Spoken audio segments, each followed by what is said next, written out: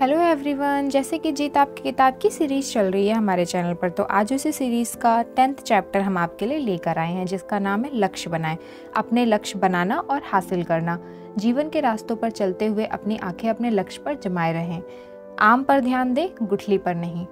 ज्ञान आपको मंजिल तक पहुंचने में मदद करता है, बशर्ते कि आपको अपनी मंजिल का पता हो। प्राचीन भारत में एक ऋषि अपने शिष्यों को तीरंदाजी की कला सिखा रहे थे। उन्होंने लक्ष्य के रूप में एक लकड़ी की चिड़िया रखी और अपने शिष्यों से उस चिड़िया की आंख पर निशाना लगाने को कहा। उन्होंने पहले शिष्य से पूछा, तुम्हें क्या दिख रहा है? शिष्य ने कहा, मैं पेड़, टहनियाँ, पत्ते, आकाश, चिड़िया और उसकी आंख देख रहा हूँ।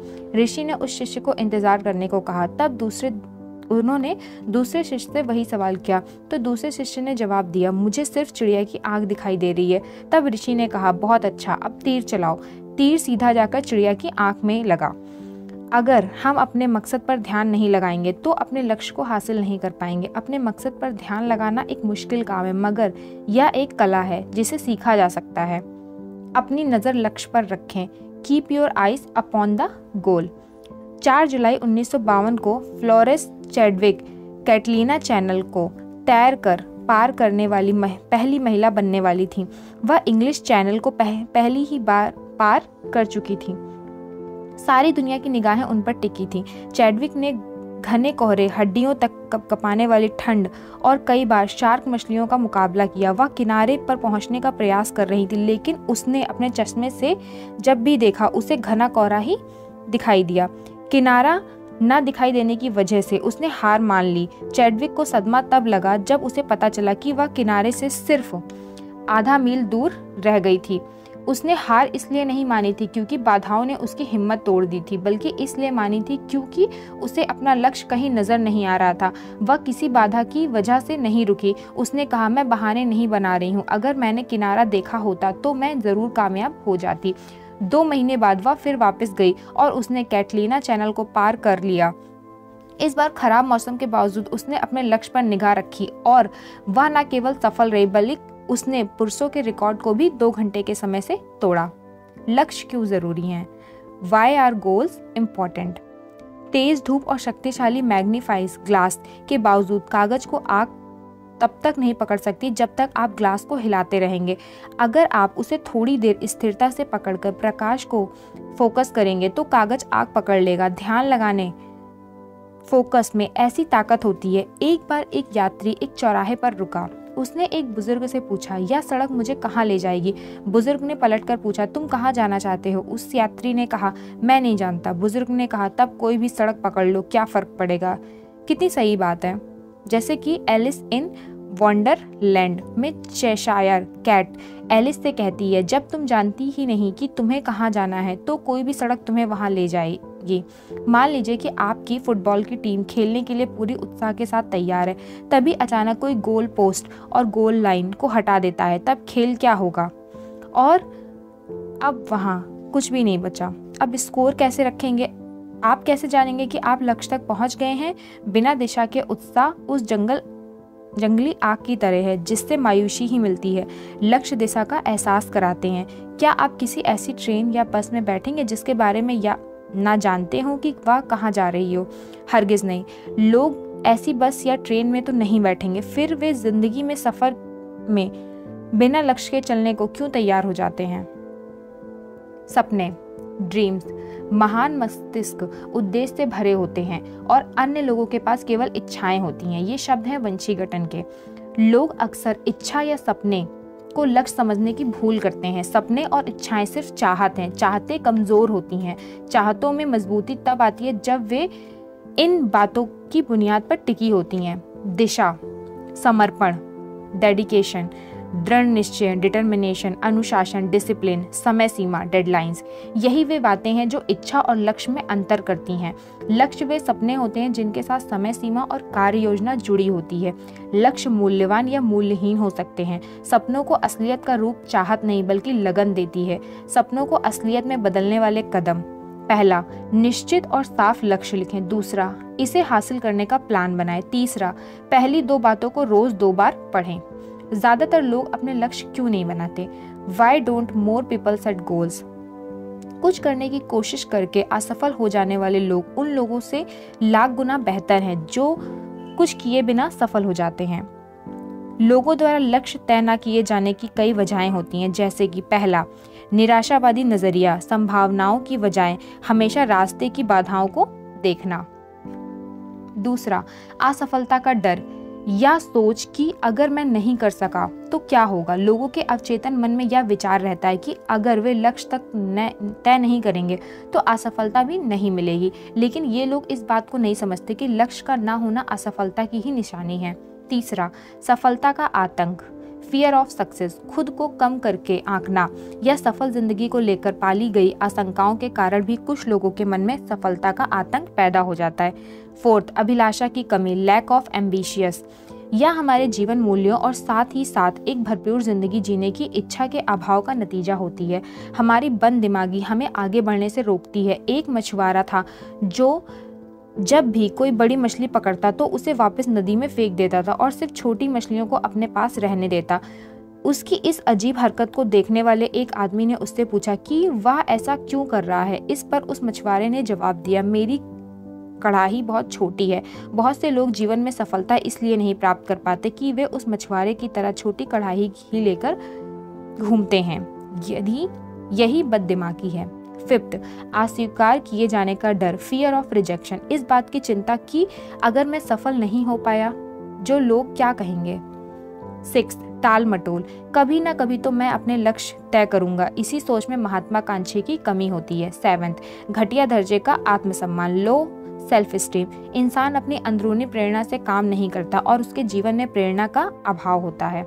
एट्थ, लक्ष्य का महत्व ना समझना, ignorance of the importance of goals, किसी ने उन्हें इसके बारे में सिखाया नहीं और उन लोगों ने कभी लक्ष्य के महत्व को समझता ही नहीं है। नाइन्थ, लक्ष्य तय करने का तरीका ना जानना, lack of knowledge about goal setting, लोग लक्ष्य तय करने के तरीकों को नहीं जानते हैं। उन्हें हर कदम के लिए एक गाइड की ज़रूरत होती है ताकि वे एक बंधाए ढर्रे पर चल सकें। लक्ष्य तय करने के लिए एक के बाद एक कदम उठाने पड़ते हैं। जब आप हवाई जहाज का एक टिकट खरीदते हैं तो इस पर क्या लिखा होता है? यात्रा प्रारंभ करने का स्थान, स्टार्टिंग पॉइंट, कीमत, प्राइस, गंतव्य स्थान, डेस्टिनेशन, यात्रा शुरू करने की तारीख, स्टार्टिंग डेट, श्रेणी, क्लास ऑफ ट्रैवल, टिकट समाप्ति की तारीख, एक्सपायरी डेट। अगर आप लोगों से जिंदगी का कोई एक बड़ा मकसद बताने को कहेंगे तो वे शायद आपको अस्पष्ट जवाब देंगे, जैसे कि मैं सफल होना चाहता हूँ, खुश रहना चाहता हूँ, अच्छा जीवन गुजारना चाहता हूँ, और यहीं पर रुक जाएंगे। ये सभी कोरे सपने हैं, इनमें से कोई भी लक्ष्य साफ नहीं है। लक्ष्य चुस्त स्मार्ट होने चाहिए। पहला, स्पेसिफिक, स्पेसिफिक, स्पष्ट, मिसाल के तौर पर मैं वजन घटाना चाहता हूँ, यह सिर्फ एक इच्छा है। यह लक्ष्य तब बनता है जब हम यह तय कर लेते हैं, मैं 90 दिन में 10 पाउंड वजन घटाऊंगा। दूसरा, एम, मिजरेबल, मापा जा सके, जिसकी सही माप की जा सके। अगर हम माप नहीं सकते तो हम इसे हासिल भी नहीं कर सकते। मापना ही वह रास्ता है जिससे हम अपनी तरक्की पर नजर रख सकते हैं। तीसरा, ए, अचीवेबल, हासिल करने के काबिल। हासिल करने के काबिल होने से मतलब है कि यह चुनौतियों भरा और मुश्किल तो हो लेकिन नामुमकिन ना हो, क्योंकि असंभव लक्ष्य हमें निराश ही करेगा। फोर्थ, रियलिस्टिक, वास्तविक, एक इंसान यदि 30 दिन में 50 पाउंड वजन घटाना चाहे तो यह लक्ष्य बिल्कुल अवास्तविक है। फिफ्थ, टी, टाइम बाउंड, समयबद्ध, काम के शुरू और अंत की एक निश्चित समय सीमा होनी चाहिए। लक्ष्यों की कई तरह की समय सीमा हो सकती है। मसलन, पहला, कम समय, शॉर्ट टर्म सीमा 1 साल। दूसरा, मध्यम समय, मिड टर्म सीमा 3 साल। थर्ड, लंबा समय, लॉन्ग टर्म सीमा 5 साल।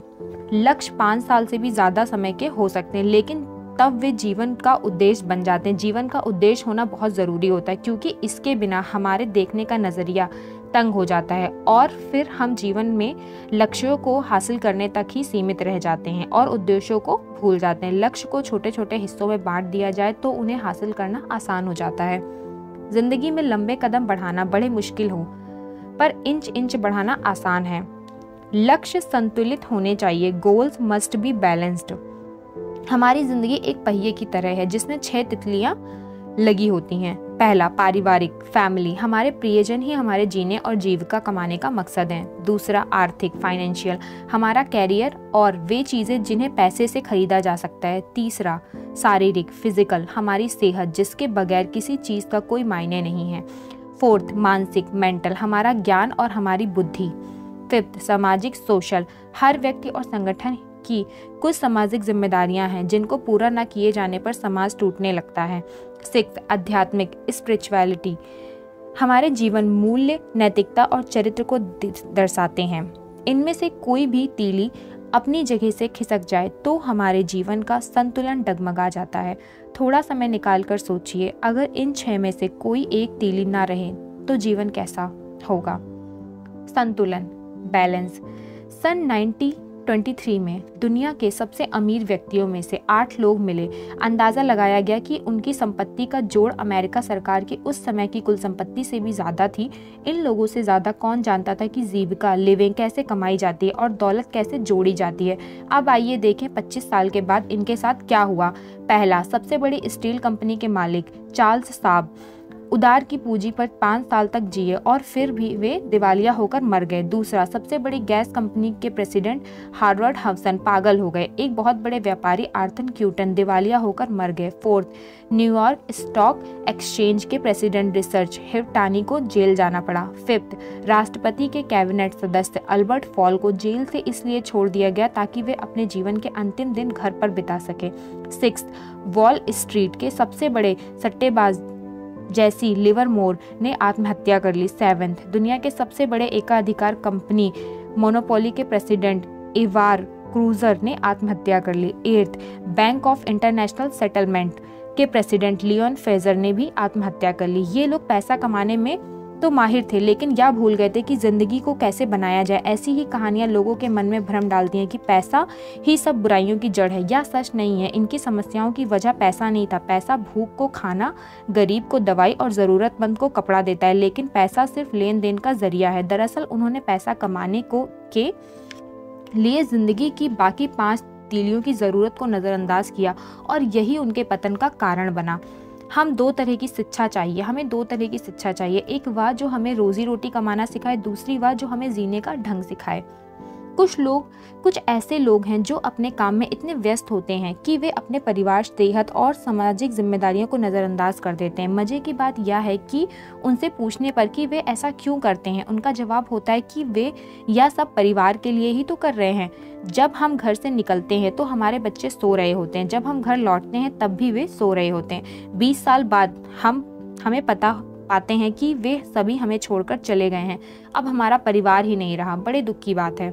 संख्या नहीं गुण, क्वालिटी नॉट क्वांटिटी।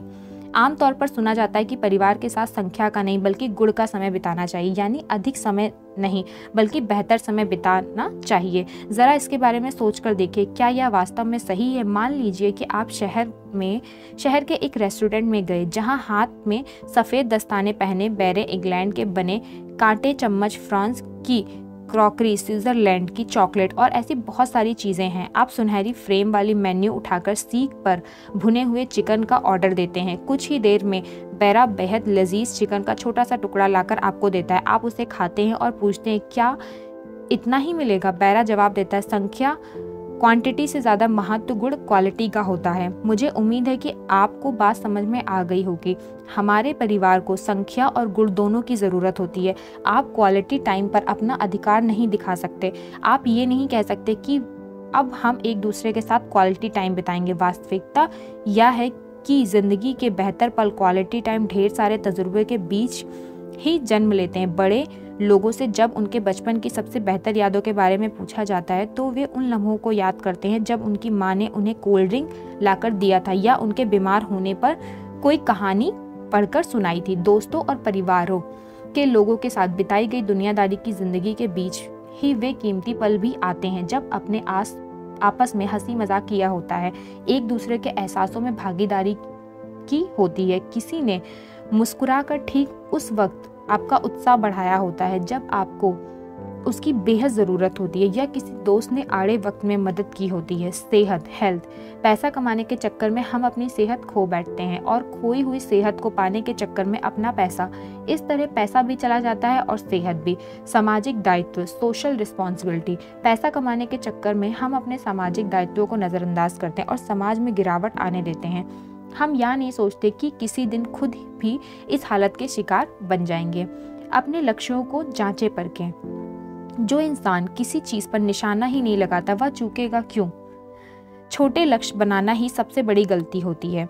जीतने वाले लक्ष्य को देखते हैं और हारने वाले रुकावटों को। हमारे लक्ष्य इतने बड़े होने चाहिए कि हमें प्रेरणा दे सके, मगर असलियत से इतने दूर भी ना हो कि हम निराश हो जाएं। हम जो कुछ भी करते हैं या तो वह हमें लक्ष्य के करीब ले जाता है या उससे दूर।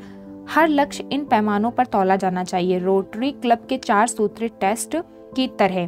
पहला, क्या ये सच है? दूसरा, क्या ये सही संबंधित लोगों के लिए निष्पक्ष है? तीसरा, क्या इससे मुझे ख्याति मिलेगी? चौथा, क्या यह मुझे सेहत, धन और मन की शांति देगा? फिफ्थ, क्या यह मेरे दूसरे लक्ष्यों के अनुकूल है? सिक्स, क्या मैं अपने आप को इसके लिए वचनबद्ध कर सकता हूँ? नीचे लिखे उदाहरण इस कसौटी पर खरे नहीं उतरते। पहला, अगर मेरा लक्ष्य सेहतमंद बनाना है लेकिन जेब में पैसा ना हो तो यह बिल्कुल साफ है कि यह व्यवहारिक प्रैक्टिकल नहीं है। इसका मतलब यह है कि इसका तालमेल हमारे दूसरे लक्ष्यों के साथ नहीं है। दूसरा, एक इंसान दुनिया में जितना चाहे धन कमा सकता है, लेकिन अगर वह अपनी सेहत और परिवार को खो देता है तो क्या उस धन की कोई कीमत है? तीसरा, कोई व्यक्ति नशीली दवाएं बेचकर करोड़ों रुपए कमा सकता है, लेकिन फिर उसे बाकी जिंदगी कानून से भागते हुए बितानी पड़ेगी। इस तरह का व्यवहार गैर कानूनी, सामाजिक जिम्मेदारी से परे और मन की शांति तथा ख्याति को छीनने वाला होगा। ऊपर बताए गए 6 सवालों की कसौटी पर परखें और यह निश्चित कर लें कि उनमें आपस में तालमेल है। बिना कर्म, एक्शन के लक्ष्य खोखले सपने की तरह होते हैं। कर्म ही सपनों को लक्ष्य में बदलता है। अगर हम अपना लक्ष्य नहीं भी हासिल कर पाते तो इसका मतलब असफल होना नहीं होता। देरी होने का मतलब हारना नहीं है। इसका मतलब यह है कि अपने लक्ष्य को पाने के लिए फिर से योजना बनाने की ज़रूरत है। जैसे एक कैमरे को तस्वीर लेने के लिए फोकस करना पड़ता है, वैसे ही हमें भी सफल जीवन पाने के लिए लक्ष्य बनाने की ज़रूरत पड़ती है। अपने ऊपर इस डर को कभी हावी ना होने दें कि किसी काम को करने में कितना समय लगेगा। वह समय किसी न किसी तरह बीत ही जाएगा, लेकिन हमें उस बीतने वाले समय का बेहतर से बेहतर उपयोग करने की कोशिश करनी चाहिए। हमारे लक्ष्यों और नैतिक मूल्यों के बीच तालमेल होना चाहिए। Goals should be consistent with our values. लक्ष्य हमारे जीवन को अर्थ देते हैं। यह सफलता की ओर पहला कदम है। चांद बनाने का लक्ष्य बनाएं। अगर आप चूक भी गए तो एक तारा तो बन ही जाएंगे।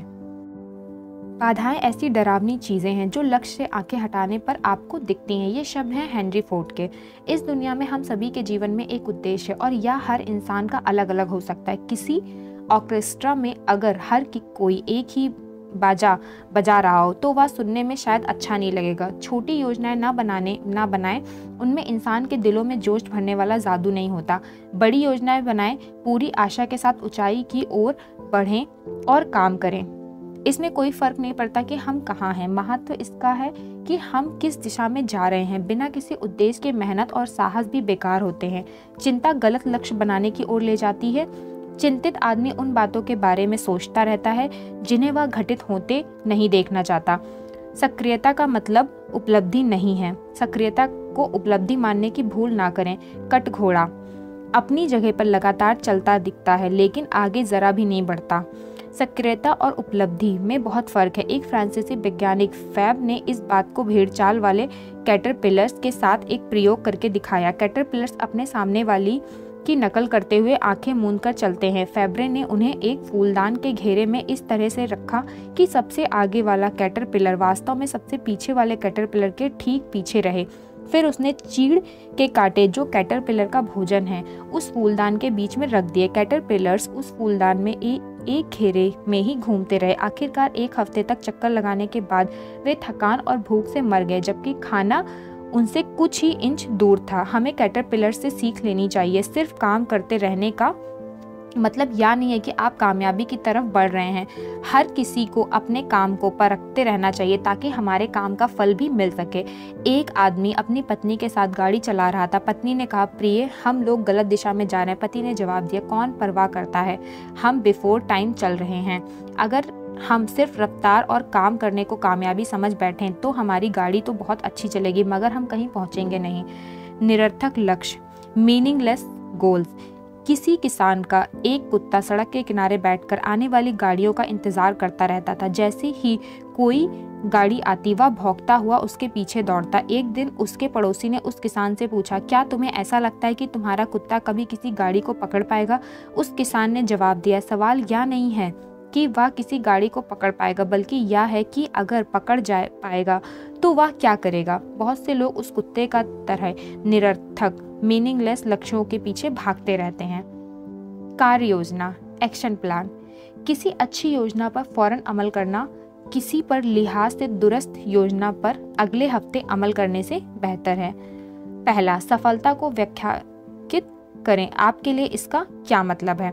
दूसरा, आपको सफलता की ओर पहुंचाने सकने वाले लक्ष्यों की लिस्ट बनाएं। ये लक्ष्य आपके लिए क्यों महत्वपूर्ण है। तीसरा, उन लक्ष्यों को स्पष्ट रूप से लिखें जिन्हें आप 1 महीने, 1 साल, 3 साल और 5 साल में प्राप्त करना चाहते हैं। हर लक्ष्य के लिए ऐसी छोटी छोटी स्पष्ट और मापी जा सकने वाले कार्रवाइयों की लिस्ट बनाइए जिन पर आप अपने लक्ष्यों को प्राप्त करने के लिए फौरन अमल करने जा रहे हैं।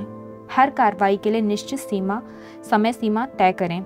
लक्ष्य, तय तारीख तक लक्ष्य पाने के लिए ज़रूरी कार्रवाई, 1 महीना, 1 साल, 3 साल, 5 साल।